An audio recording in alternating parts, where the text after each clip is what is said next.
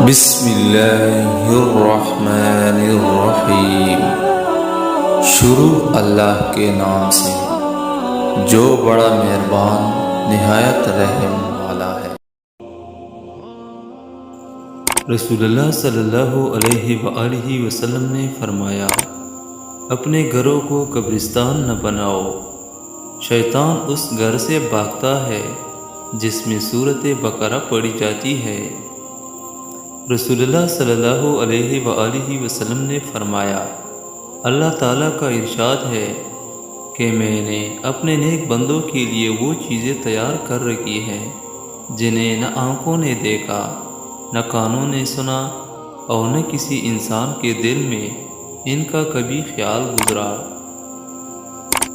رسول اللہ صلی اللہ علیہ وآلہ وسلم نے فرمایا،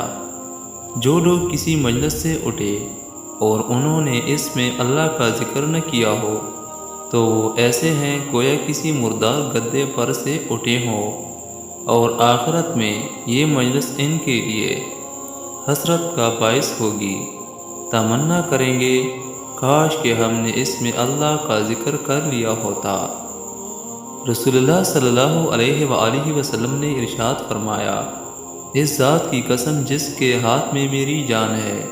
اگر کوئی شخص رسی سے لکڑیوں کا بوجھ باندھ کر اپنے پیٹھ پر جنگل سے اٹھا لائے، پھر انہیں بازار میں بیچ کر اپنا رزق حاصل کرے، تو وہ اس شخص سے بہتر ہے جو کسی کے پاس آ کر سوال کرے،